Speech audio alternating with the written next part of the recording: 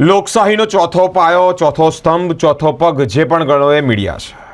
અમે લોકોની વેદના બતાવીએ છીએ, લોકોની વચ્ચે જઈએ છીએ, લોકો કઈ પરિસ્થિતિમાં કઈ સિચ્યુએશન ફેસ કરે છે એ અમે બહાર પાડીએ છીએ. કારણ પૂરની પરિસ્થિતિ, કારણ પૂરની અંદર પૂરગ્રસ્ત લોકોને પડતી તકલીફ અમે બતાવી. એ કદાચ ખોટું નથી કર્યું.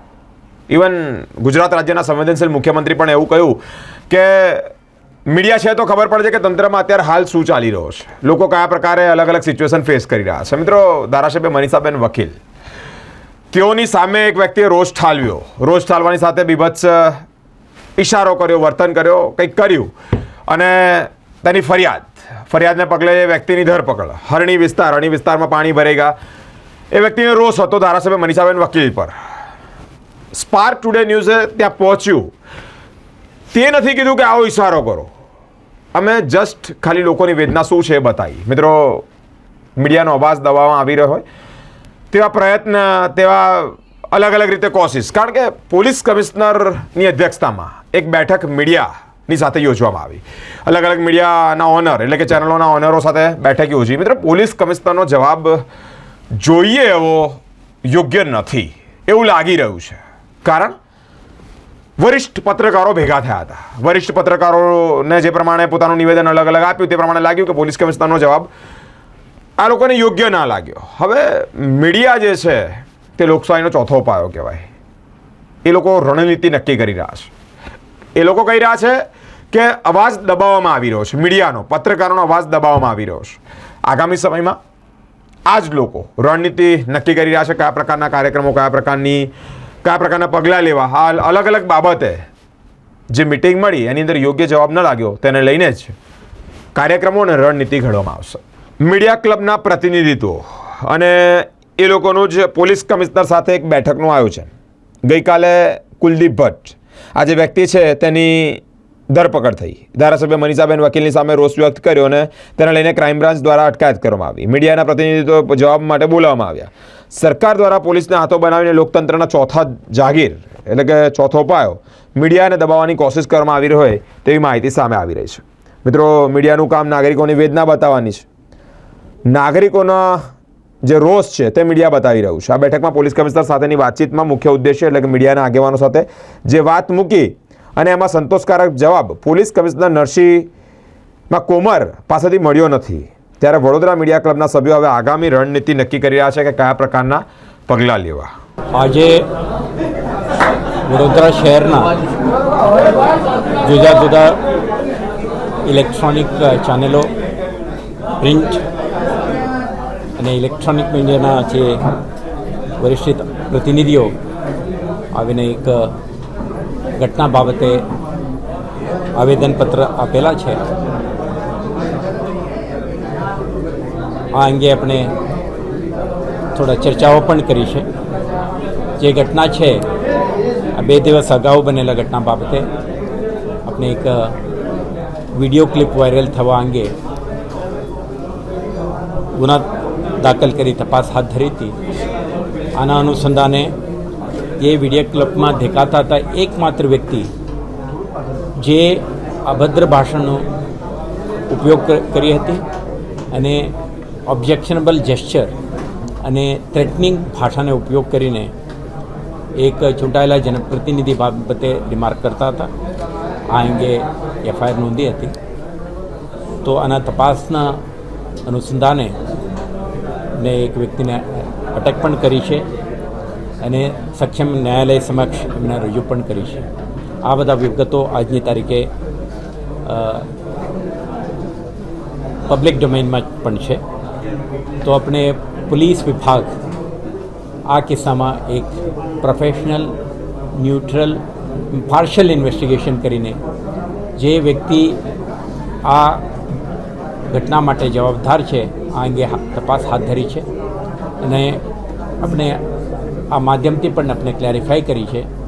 મીડિયાના મિત્રો as a responsible entities for giving coverage to all the happenings in the society અને પબ્લિકને જે કમ્યુનિકેટ કરવા માટે જવાબદાર છે, ફોર્થ એસ્ટેટ તરીકે એમના જે રોલ છે આમાં આપણે ક્યારે એમને હ્યુજ રિસ્પેક્ટ આપીએ છીએ.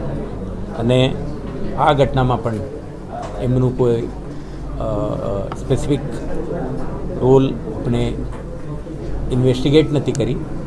એક ઘટનાના બાબતે એમના પાસે પ્રાથમિક જાણકારી મેળવી છે, તો આ અંગે આપણે ચર્ચા કરી છે અને એમના રજૂઆત અંગે આપણે જોઈ લઈશું. અને પોલીસ અને પ્રેસ ઇન્ટરેક્શન પ્લેઝન્ટ અને હંમેશા એક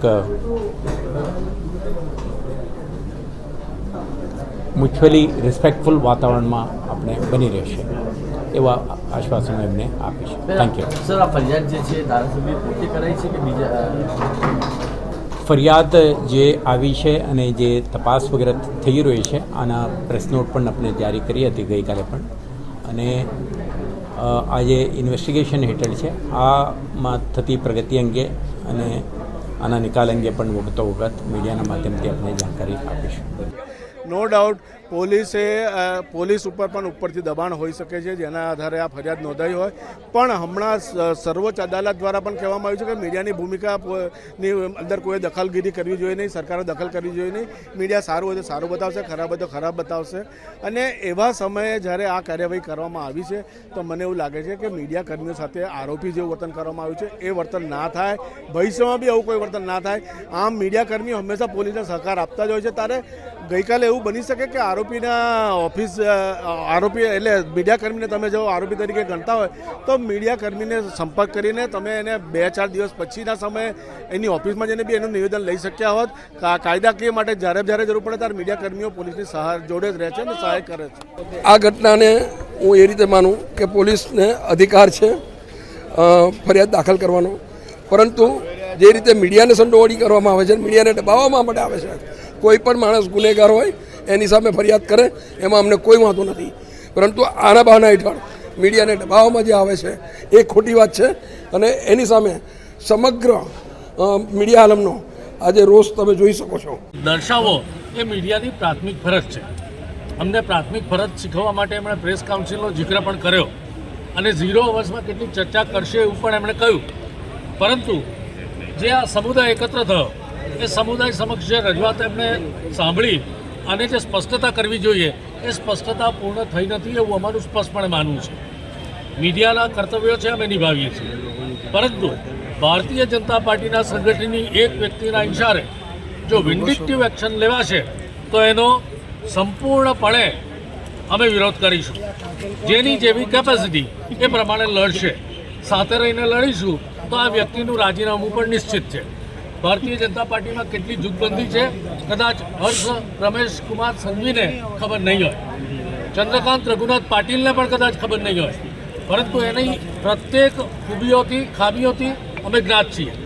અને આ જે કેસ નોંધવામાં આવ્યો એ કેસ માત્ર ને માત્ર એક જ વ્યક્તિના ઇશારે નોંધાયો છે અને અન્યને ટાર્ગેટ કરવાનો પ્રયાસ છે. આ પ્રયાસ અમે સાખી નહીં લઈએ. મીડિયા તરીકે અમે અમારી ફરજ બજાવીશું, પરંતુ મીડિયાને જો દબાવવાની હવે પછીની કોશિશ થશે તો એ કોશિશ ચલાવી નહીં લેવાય. એ બહુ સ્પષ્ટ વાત છે. આજે રજૂઆત કરી છે, 0 અવરમાં કેટલીક ચર્ચા હજુ બાકી છે. નિમંત્રણ આપશે તો આવીશું અને નહીં તો ફોન ઉપર ચર્ચા કરીશું. પરંતુ વડોદરા મીડિયા ક્લબ જે સૂચિત છે, હવે આપણે સંગઠન બનાવવું જોઈએ, બધાએ સાથે રહેવું જોઈએ. એ આ સમયની માંગ. કેટલાક બનાવો એવા હોય છે જેમાં પોલીસ અમારા વિડીયો જે ચેનલ જે પ્રસારિત કરતી હોય છે એના બાદ પોલીસ ધરપકડ કરતી હોય છે. આ ગુનાની અંદર પોલીસે ગુનો દાખલ કર્યો, અમને એનો કોઈ વાંધો નથી. પણ તમે જે મીડિયાને તમે સાક્ષી બનાવો છો એ તદ્દન ગેરવાજબી છે. તમે કોઈના બી ઈચ્છા તમે મીડિયા પર તમે તરાપ મારો છો, તમે મીડિયાને દબાવવાનો પ્રયાસ કરી રહ્યા છો, જે આ તદ્દન વખોડા લાયક છે. રાજકીય પક્ષો જો બીજું કોણ હોય, જે પ્રમાણે મીડિયા જે છે એક ચોથું સ્તંભ છે, પ્રજાને પ્રશ્નોને વાંચા આપે છે. કેટલી જગ્યા પર પૂરી પરિસ્થિતિમાં એવું પણ થયું છે કે મીડિયાને બી જાકારો મળ્યો, છતાં પણ મીડિયા પોતે પોતાની ફરજ નિભાવી રહી છે અને પોતાના જે નાગરિકોના પ્રશ્ન છે એ સરકાર સુધી પહોંચતા કરી રહી છે. પણ આ વખતે જે પ્રમાણે કિન્નાખોરી કરીને જે પ્રમાણે મીડિયાને દબાવવાનો પ્રયાસ કરી રહ્યો છે એ મીડિયા ક્યારે બી સહન નહીં કરી શકે. અત્યારે એવું છે કે મીડિયાને એક ચોથી જાગીર કહેવામાં આવે છે. એ જે છે રિએક્શન જે હતા, જે રિએક્શન એ પબ્લિકના હતા અને એમનો જે રોષ વ્યક્ત કર્યો હતો એની અંદર મીડિયાનો આની અંદર કોઈ એવો નેગેટિવ રોલ્સ હતો નહીં. અને મીડિયા હંમેશા પોઝિટિવલી દરેક વસ્તુ લેતી હોય છે અને દરેક પ્રશ્નને ઉજાગર કરતી હોય છે. હવે જ્યારે ગઈકાલે જે ઘટના ઘટી અને જે મીડિયા કર્મચારીઓને બોલાવવામાં આવ્યા, કહે છે કે ભાઈ એમને પૂછવાને પંચનામા કરવા માટે બોલાવવામાં આવ્યા. બરાબર છે, તમે દરેક ઘટનાને આ રીતે ના જોવો. જે સાચું છે મીડિયાએ જે બતાવી રહી છે અને જે પબ્લિકે જે એમનો પોતાનો રોષ વ્યક્ત કર્યો છે અને જે છે એ ઘટના એ અલગ રીતે છે અને એની સાથે સાથે મીડિયાને આ રીતે કરીને દબાવવાનો પ્રયત્ન જો કરવામાં આવતો હોય તો તે તદ્દન ખોટો છે. એની રજૂઆત કરવા માટે આજે સંપૂર્ણ વડોદરાનું મીડિયા કમિશનર સાહેબને મળવા આવ્યું છે કે ભાઈ કોઈક એક ગાઈડલાઈન કહી દો તમે કે ભાઈ આ રીતનું છે ને આ રીતનું હોય છે. અને વર્ષોથી આ રીતે પૂર આવ્યા છે અને કવરેજ કરતા આવ્યા છે મીડિયા કર્મચારીઓ અને કરે છે. અને એક સારી બાબત છે કે સૌ સાથે મળીને આવેલી આજે કુદરતી આફત છે એમાંથી બહાર નીકળી. અત્યારે સૌથી પ્રાયોરિટી એ છે કે ભાઈ આપણે જે આ કુદરતી આફત આવી છે અને જે જાનમાનનું નુકસાન થયું છે એમાંથી બહાર આ ખોટી રીતે આ રીતે કરીને વાદ અને વિવાદ ઊભો કરી અને વડોદરા શહેરનું નામ બહાર ખરાબ થાય એ યોગ્ય નથી. એના માટે જ રજૂઆત કરવા તમામ મીડિયા કર્મચારીઓ અને તંત્રીશ્રીઓ આવ્યા છે અને કમિશનરને રજૂઆત કરી રહ્યા છે કે ભવિષ્યમાં આવી કોઈ ઘટના ફરીવાર ઊભી ન થાય અને ફરી રીતે કોઈ રીતે આ રીતે કોઈ બી મીડિયા કર્મચારી જે ખરેખર પોતાનો જાન જોખમમાં નાખીને આ રીતે કરતું છે. પોલીસ ખાતાએ બી બહુ સારી કામગીરી કરી છે એ બી મીડિયાએ બતાવ્યું છે પૂર સમયે. સરકાર તરફથી કોઈ મદદ નહોતી પણ પોલીસ કર્મચારીઓ પોતે ઊભા રહ્યા છે, પોતે જાનના જોખમમાં નાખીને લોકોની જાન બી બચાવી છે. એ સરાહનીય જ છે. પણ હવે આ રીતની જે કામગીરી થઈ રહી છે એ ખરેખર અયોગ્ય છે. એટલે એના માટે રજૂઆત કરવા આવ્યા છે અને આશા રાખીએ છીએ કે અમને પૂરો સાથ સહકાર મળશે. કારણ કે જેમ પ્રેસ અને પોલીસ જ આવી કુદરતી આફતોની અંદર પોતાનો જીવ જોખમમાં નાખીને કામ કરતી હોય છે, આજે જે મીડિયા સાથે ઘટના ઘટી છે, કાલ ઉઠીને એવું થઈ જાય કે સરકારને લાગે કે આ પોલીસ કર્મચારીઓ ખોટું કરી રહ્યા છે તો એમના પર આવી કોઈ ઘટનાને આવું કંઈ કાર્યક્રમ કરશે તો શું કરશે. એટલે એ પણ એક વિચારવાનો સવાલ છે કે હંમેશા જ્યારે વાર તહેવાર બી હોય પ્રેસ અને પોલીસ રાતના ઉજાગરા કરી અને સારું કરતી હોય છે. કુદરતી આફતની અંદર બી પ્રેસ અને પોલીસ ઊભી હોતી હોય છે. તો એ વિચારવાની જરૂર છે અત્યારે. સૌથી પહેલાં તો એ જણાવવાનું કે જે રીતે પોલીસે કમ્પ્લીટ જે રીતે નવા ભારતીય ન્યાય સંહિતા મુજબ સેક્શન 35 મુજબ નોટિસ આપીને ત્યાર પછી ધરપકડ કરવાની આવે છે તે આપી નથી. ત્યારબાદ મીડિયાને પાસેથી ઓરિજિનલ વિડીયો લેવા માટે તેમને બોલાવવામાં આવ્યા છે. સૌથી પહેલાં તો પોલીસે પોતાની રીતે પોતે એના સબૂત જ નથી અને મીડિયા પાસેથી જો સબૂત લેવાના હોય તો મીડિયાને બોલાવવાનો વાંધો નથી, પણ એને 6 કલાક શું કામ બેસાડી રાખવા જોઈએ? આ એક રીતે મીડિયા પર દબાણ છે જે પોલીસ નથી કરી રહી, પણ આ આખી સિસ્ટમ મશીનરી આની પાછળ કારણભૂત છે, જેની અંદર કાયદેસર રાજકારણીઓ જ કારણભૂત છે. પોલીસ માત્ર ને માત્ર એક મશીન ગન બની ગઈ છે કે જેમને ફાયરિંગ કરવાનું છે મીડિયા પર. બસ એટલું જ કહેવું છે મારે.